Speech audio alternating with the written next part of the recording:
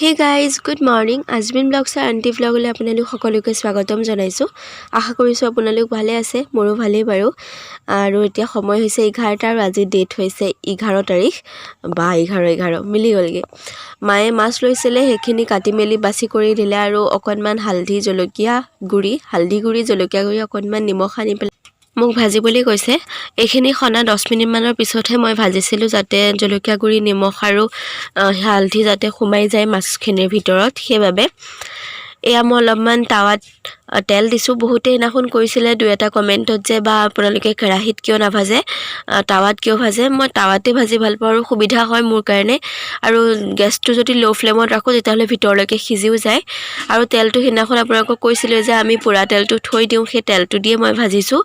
বেলেগ তেল বা নতুন তেল লোৱা নাই। তেলখিনি গৰম হ'বলৈ দিছোঁ আৰু তেলখিনি যেতিয়া গৰম হৈ গৈছে তেতিয়া এপিচ এপিচকৈ মাছ দি দিছোঁ। আৰু এইখিনি ল' ফ্লেমত ভালকৈ ভাজি ল'ম, যাতে ভিতৰলৈকে সিজি যায়। ভিতৰলৈকে যদি নিসিজে কেঁচা কেঁচা লাগিব, ভাল নালাগিব খাই পেলাই।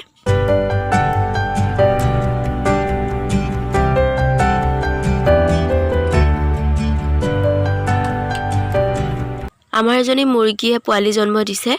11টামান হৈছে পোৱালি। আৰু পিছফালে যিহেতু আমাৰ সৰু সৰু গছবোৰ ৰোৱা আছে, বেঙেনাৰ পুলিয়ে হওক বা জলকীয়া পুলিয়ে হওক, তেনেকুৱা পুলিবোৰ ৰোৱা আছে। তাই যদি পিছফালে গুচি যায়গৈ, গোটেইখন খুচৰি পেলাই।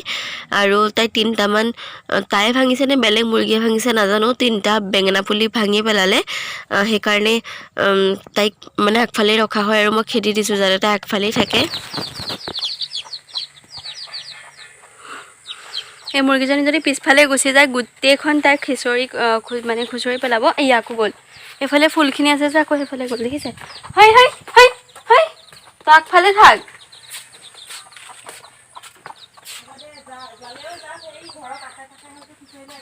কাষৰ খুচৰিলে আকৌ ফুলখিনি আছে যে নালাগে নহয়, আগফালে থাক। মাটিৰ দমটোৰ ওপৰত পোৱালিখিনি উঠিব নোৱাৰে। ইয়াত উঠা কথা কৈছে মায়ে। এইটো দমৰ ওপৰত কেনেকৈ উঠিব? তাহেঁতে মায়ে উঠাই দিয়ে তাহাঁতক, যেতিয়া ৰাতি বন্ধা হয় গঁৰাললৈ উঠাই দিয়ে তাকে। এতিয়া তাই গৈ আছে সিফালে, সিজনী। হ'ব, একো নাই, এতিয়া সেইখিনি জেগাত থাকিলেও একো নাই। চাহ একাপ খাবলৈ মন গৈছে মানে, বাহিৰতে খাম হা। মই ৰাতিপুৱাৰ পৰা চাহ খোৱা নাই জানেনে, এনেকুৱা অশান্তি লাগিছে গাটো। আচলতে ৰাতিপুৱা সময়টো মোৰ কাৰণে একদমেই মানে কিবা সময় আৰু মানে মই বিছনাখনৰ পৰা উঠি পেলাই ৰাতিপুৱা যে ভাবোঁ মানে কেতিয়াবা এক্সাৰচাইজ কৰিম। মই ক্ষীণাবৰ কাৰণে এতিয়া এক্সাৰচাইজ নকৰোঁ। প্ৰথম কথা, মই ক্ষীণ শকতক লৈ এতিয়া বৰ্তমান এক্সাৰচাইজ নকৰোঁ। আজি 10 দিনমানৰ পৰা মই কিছুমান কথা শিকি আছোঁ। ল অফ এট্ৰেকশ্যন পঢ়িছিলোঁ আৰু কিছুমান মানে এনেকুৱা ভিডিঅ' চাওঁ। ৰ'ব দেই, মই কৈ আছোঁ, চালে চাওঁ, আপোনালোকে নেদেখিবই নহ'লে। ল অফ এট্ৰেকশ্যন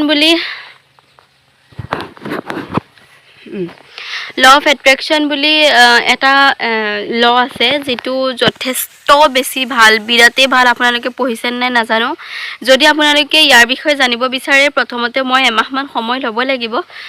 এমাহমানত মই কৰিম, আৰু যদি কৰোঁ তেতিয়াহ'লে নিশ্চয় মই আপোনালোকক ল অফ এট্ৰেকশ্যন বুলি কিবা নহয় কিবা এটা দুই এষাৰ কথা ভিডিঅ'ত জনাই দিম। তাৰ বিষয়ে ডিটেইলছ মোক এমাহৰ সময় লাগিব। এমাহতকৈও বেছি সময় লাগিব পাৰে গোটেইখিনি কথা মই ক্লিয়াৰকৈ জানোতে। যদি মোৰ লগত নিশ্চয় সফল হয়, তেতিয়াহ'লে নিশ্চয় মই আপোনালোকক দেখুৱাম। কাৰণ ল অফ এট্ৰেকশ্যন, মই যিমানখিনি এটা জানিছোঁ, ল অফ এট্ৰেকশ্যন আপুনি প্ৰতিটো মুহূৰ্ততে এপ্লাই কৰিব পাৰে। ল অফ এট্ৰেকশ্যন, প্ৰথম কথা, আপুনি নিজৰ শিক্ষাৰ ক্ষেত্ৰত, যদি আপুনি এজন ষ্টুডেণ্ট হয় বা এগৰাকী ষ্টুডেণ্ট হয় তেতিয়া, আৰু লগতে যদি আপুনি এজনী হাউচৱাইফ, যদি আপুনি ৰিলেশ্যনশ্বিপ ঠিক কৰিব বিচাৰে, যদি আপুনি ধন ঘটিব বিচাৰে, যদি আপুনি আপোনাৰ যিখিনি মনৰ কামনা আছে, ল অফ এট্ৰেকশ্যনৰ থ্ৰুদি বহুখিনি হয় বুলি মই এতিয়া গম পাইছোঁ। যিসকলে জানে তেওঁলোকে কমেণ্ট কৰিব, যিসকলে নাজানে আপুনি মোৰ ওপৰত বিশ্বাস ৰাখক। মোক এমাহ বা দুমাহৰ সময় দিয়ক, মই নিশ্চয় আপোনালোকৰ লগত সেইখিনি কথা অৱগত কৰিম, যদি মই তাৰ পৰা উপকৃত হওঁ। কাৰণ এতিয়া জনামতেতো ল অফ এট্ৰেকশ্যন যথেষ্ট এটা ভাল ল বুলি গম পাই আছোঁ মই। মাজতে যদি মই অকণমান কথা ক'বলৈ যাওঁ, তেতিয়াহ'লে মই ল অফ এট্ৰেকশ্যন এগৰাকী মোৰ বহুত ভাল লগা এগৰাকী ইউটিউবাৰে বুজাই দিছিলে। নামটো লৈ লৈছোঁ স্বাতী ভামৰা বুলি। যিসকলে চিনি পায় তলত কমেণ্ট কৰিব। তেওঁ কৈছিলে ল অফ এট্ৰেকশ্যনৰ বিষয়ে তেওঁ কৈছিলে যে ল অফ এট্ৰেকশ্যনৰ বিষয়ে তেওঁ এটা পাৰ্ট কৈছিলে ল অফ এট্ৰেকশ্যনত বহুত আছে এনেকুৱা তাৰে তেওঁ এটা মাত্ৰ কৈছিলে যে কেতিয়াও কাৰো বেয়াটো চিন্তা কৰিব নালাগে যদি আপুনি কাৰোবাৰ বেয়াটো চিন্তা কৰে তেতিয়াহ'লে আপোনাৰ লগত বেয়াটো হোৱাটো খাটাং আৰু আপুনি বিশ্বাস নকৰিব যে মোৰ লগত এইটো 110% হয় মই আগদিনাখন যদি কিবা এটা কৰোঁ ধৰি লওক কিবা এটা ভাবিলোঁ আৰু মনতে কিবা এটা ভাবি পিছদিনাখনেই মোৰ লগত বেয়া হয় আৰু বেয়াটো মানে মোৰ ইমান দুখ লগাকৈ বেয়া হয় যে মই ভাবিছোঁ এই কামটো কৰাৰ কাৰণে এইটো এনেকুৱা হ'ল এনেকুৱা মই সৰু সুৰা ভুল মই সৰু সুৰা কিবা কৰোঁ তাৰ লগতে মই লগালগ প্ৰমাণ পাই যাওঁ আৰু যেতিয়া মই একদম 100% নিজক ভালকৈ ৰাখোঁ সেইদিনাখন আৰু পিছদিনাখন মোৰ লগত বিৰাটেই ভাল হয় নাজানো আপোনালোকে এই কথাটো আপোনালোকে কিমান বিশ্বাস কৰিব কিমান বিশ্বাস নকৰে কিন্তু বিশ্বাস কৰক এইটো কথাতে একদম সত্য কথা আপুনি যদি কাৰোবাৰ বেয়াটো চিন্তা কৰে বা আপুনি কাৰোবাৰ লগত বেয়া কৰি থৈছে কৰ্মা মানে আপুনি তাৰ ফল ভুগিবই লাগিব মোৰ যিহেতু আপোনালোক পৰিয়াল সেইকাৰণে মই কওঁ যে কেতিয়াও কাৰো বেয়া চিন্তা কৰিব নালাগে আৰু সদায় ভালকৈ থাকিব লাগে ভালকৈ চিন্তা কৰিব লাগে যদি আমি কাৰোবাৰ ভালটোও চিন্তা নকৰোঁ তেতিয়াহ'লে বেয়াটো কৰিব নালাগে পাৰিলে ভাল কৰিম নহ'লে নকৰোঁৱে ঠিক তেনেকুৱা নিচিনা মোৰ লগত প্ৰমাণ পাইছোঁ সেইকাৰণে মই আপোনালোকক জনাই দিছোঁ আৰু ল অফ এট্ৰেকশ্যনত এইটো এটা পাৰ্ট হয় লোকৰ বেয়াটো চিন্তা নকৰাটো মানে কৰ্ম আপুনি কৰ্ম কৰিব নহয় তাৰ ফল ভুগিবই ঠিক তেনেকুৱা নিচিনা এটা কথা মানে মই ল অফ এট্ৰেকশ্যনতো পাইছিলোঁ লগতে স্বাতী ফামৰা মেমেও বুজাই দিছিলে বহুত ক'লোঁ আচলতে কথা কিছুমান ক'লে এইবোৰ কথা বাঢ়ি গৈ থাকে সেইকাৰণে মই নুলিয়াওঁৱেই কিন্তু একো নাই যিহেতু আপোনালোকক কিছুমান কথাটো ক'বই লাগিব যদি আপোনালোকৰে বেয়াটো চিন্তা কৰোঁ কথাবোৰ যদি নকওঁ তেতিয়াহ'লে আপোনালোকৰ বেয়াটো হৈ থকাটো মই নিবিচাৰোঁ সেইকাৰণে কৈছোঁ আৰু যিসকলে ৰিলেশ্যনশ্বিপ ল অফ এট্ৰেকশ্যনে বহুত কামত কাম কৰে ল অফ এট্ৰেকশ্যনে ৰিলেশ্যনশ্বিপত কাম কৰে ল অফ এট্ৰেকশ্যনে টকা ইনকাম কৰাত কাম কৰে ল অফ এট্ৰেকশ্যনে শিক্ষা গ্ৰহণ কৰাৰ ক্ষেত্ৰত কাম কৰে ল অফ এট্ৰেকশ্যনে পৰীক্ষা ভাল হোৱাৰ ক্ষেত্ৰত কাম কৰে ল অফ এট্ৰেকশ্যনে আপুনি মোক কিবা কাৰণত বেয়া পাইছে সেই মানুহজনে আপুনি যদি ভুল আছে ধৰি লওক ফ্ৰণ্টৰ মানুহজনে আপোনাক কিবা কাৰণত বেয়া পাইছে অথচ আপুনি শুদ্ধ সেই ক্ষেত্ৰতো কাম কৰে মানে যথেষ্ট কাৰণত কাম কৰে আপোনাৰ হাজবেণ্ডে আপোনাক ভাল নাপায় আপোনাৰ ল'ৰা ছোৱালীয়ে আপোনাৰ কথা নুশুনে চব কামতে ল অফ এট্ৰেকশ্যনে কাম কৰে মই যিমানখিনি এতিয়ালৈকে গম পাইছোঁ এমাহ বা 2 মাহ সময় দিয়ক নিশ্চয় মই আপোনালোকৰ লগত সেইখিনি কথা শ্বেয়াৰ কৰিম আৰু বিশ্বাস আছে এদিন আপোনালোকৰ ভাল হ'ব ঠিক আছে এতিয়া ভাত বনোৱাৰ কাম চলি আছে তালৈকে যাওঁ এটা চাহ খাম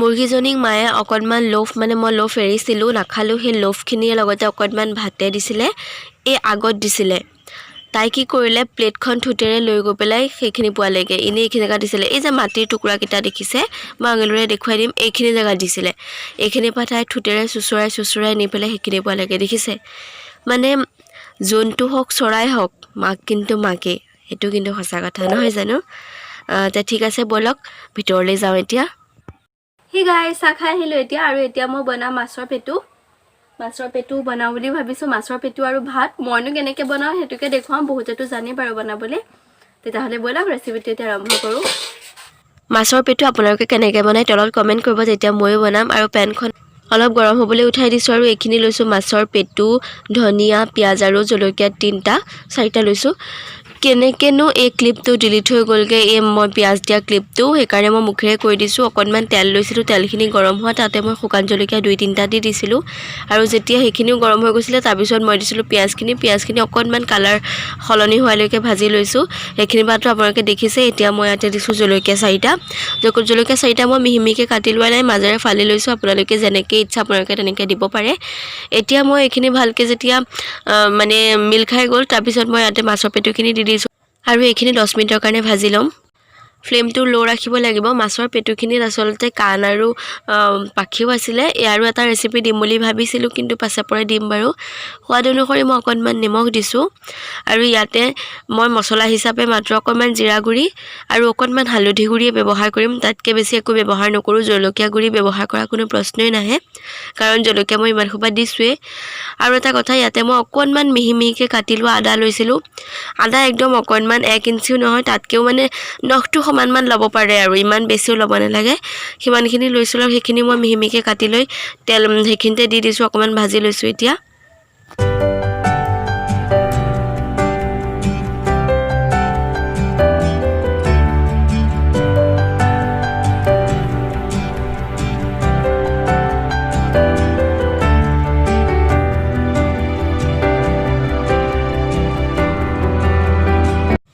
মই যোৱা 2টা ব্লগত কৈ আছোঁ যে মই মাহী ঘৰত যাওঁ। তেতিয়া আপোনালোকে বহুতে সুধিছে যে মাহী ঘৰ কোন, মানে মোৰ মাৰ ভনীয়েক নে ইগৰাকী মা। মোৰ মাৰ ভনীয়েক হয়। ইগৰাকী মাকো মই মাহী বুলিয়ে মাতোঁ বাৰু, কিন্তু যোৱা নাই। তো এইখিনি মই ভাজি ল'লোঁ আৰু এতিয়া মই ইয়াতে ভাতখিনি দি দিছোঁ। ভাত মই এমুঠি মানে দুমুঠিমান লৈছোঁ আৰু হাতখনেৰে মানে তলুৱাতে অলপমান লোৱাকৈ মই অলপ লৈছোঁ, বহুত বেছিকৈ লোৱা নাই। এইখিনি মই ভালকৈ মিক্স কৰি ল'ম।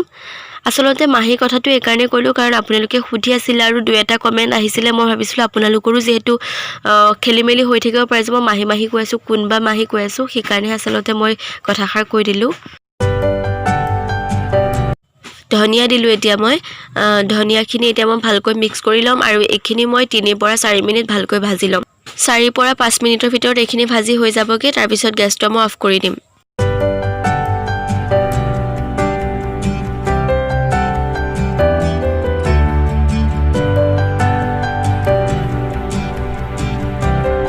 সেই গাইজ, মামাহঁতৰ ঘৰলৈ আহিছোঁ। প্ৰথমতে আইতাহঁতৰ ঘৰত আহিছোঁ এতিয়া, তাৰপিছত যাম মামাহঁতৰ ঘৰলৈ। আইতাক দেখুৱামগৈ। বহুত দিন আপোনালোকক সৰু আইতাক দেখুওৱা নাই নহয়। সৰু নানি ক'ত আছা? এয়া আছে, পিছফালে গৈছে আৰু এইফালে চাহ উঠাই দিছে। আমি অহা অৱশ্যে সময় হ'ল, মামাহঁতৰ ঘৰলৈ যাম।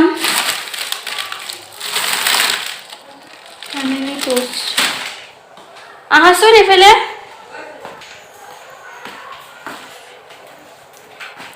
হ'লে তুমি চাহ বনোৱা, আমি আহি আছোঁ। আগফালে যাওঁ, মই আহি আছোঁ। কৈছে কি হেৰি এনেই বুলি কয় মই আকৌ নাই কোৱা। হেৰি খাম আৰু দে, কিনো হ'ল, তইতো তাত ভালকে খাবি। এতিয়া কেনেকে আহিবি আকৌ? ডিমৰুগুৰিলৈ কোনে আহিছ? নেলাগে দে, নেলাগে আহিবলে। তই কিনো একে খানা খাই নোপোৱা মানুহ, খায়ে থাক দেখোন। খানা আমি খায়ে থাকো, আজি আমি খাওঁ আৰু দে, কিনো হ'লনো। নহ'ব নহয়। নেলাগে যে, ৰাখ আমাৰ আয়োজন চলি আছে, ৰাখ।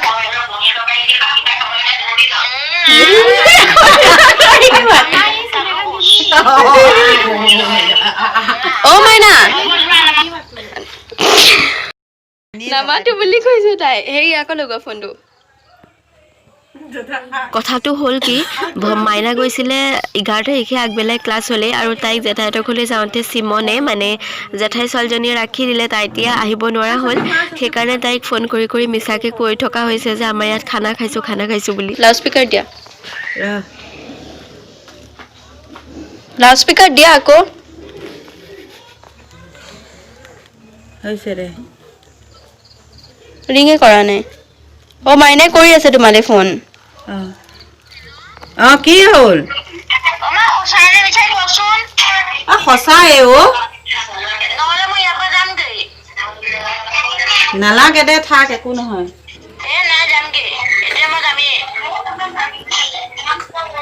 এনে কৈছো নেলাগে আহিবলৈ দে তই।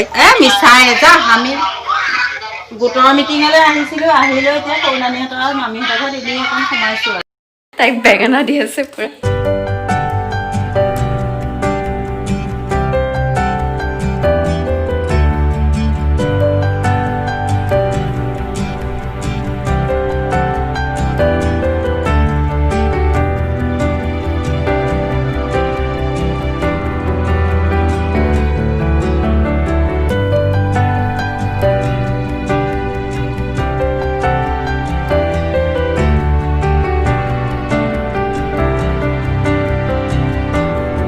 এতিয়া কওক হজমোলা কোনে কোনে খাই ভাল পায় তলত কমেণ্ট কৰিব মোৰ কিন্তু যথেষ্ট ফেভৰেট ইমানেই বেছি ভাল পাওঁ খাই পেলাই নহয় মই হজমোলা বুলি ক'লে আমি এইটো জানেনে মই এটা চাইডে খাই আছিলোঁ চেণ্টাৰ ফ্ৰুইটটো মই অলপ আগত খাইছিলোঁ মানে আৰু এতিয়া খাম মই হজমোলা তে দুইটা একেলগে কেনেকৈ খাম বাৰু এফালে মই চেণ্টাৰ ফ্ৰুইটটো ৰাখিম চাই থাকক এয়া আৰু এফালে মই মানে হজমোলা খাইছোঁ আৰু অকণ বস্তু দি আছোঁ ন চাহ বাৰু খোৱা হ'ল কিন্তু মামাহঁতে ভাত খাই আহিম বুলি ক'লে সেইকাৰণে ভাত খাই আহিম বুলি ভাবিলোঁ আৰু এয়া মামীহঁতে বনাই আছে মই ৰেচিপি একো নিদিওঁ এয়া চিকেন বনাই আছে মানে ব্ৰইলাৰ আৰু কি বনাইছে মই ঠিক একো নাজানো তে ভাত খাওঁতে লগ পাম ভাত হৈ গ'ল এতিয়া আমি পাকঘৰতে খাইছোঁ মাটিত বহি খোৱাটো একো ডাঙৰ কথা নহয় আকৌ আপোনালোকে ভাবিব পাৰে যে আপোনালোকে মাটিত বহি খালে চিচি কমেণ্ট এনেকুৱাও ধৰণৰ আহে চিচি বুলি কৈ দিয়ে আচলতে চিচি বুলি কোৱাৰ কোনো কথাই নাইকিয়া য'তে বহি খাওঁ একো ডাঙৰ কথা নহয় আৰু আমাৰ ধৰ্ম মতেতো আমি মাটিত খোৱাটো আমাৰ সুন্নত হয় আমি খাবই লাগে মাটিত সেইকাৰণে আমি মাটিত বহি খাওঁ প্লিজ তাকো সেইবোৰক লৈ পেলাই কমেণ্ট নকৰিব কমেণ্ট কৰিলে মানে কি ভাল নালাগিব সেইটোৱেই আৰু তে আমি ভাত খাই লওঁ ঘৰত যাওঁতে মই আপোনালোকক লগ পাম ভাত পানী খোৱা হৈ গ'ল আৰু এইটোৱে হৈছে সেইটো ঘৰ যিটো ঘৰত মই ক্লাছ 5ৰ পৰা ক্লাছ 10লৈকে দিন পাৰ কৰিছিলোঁ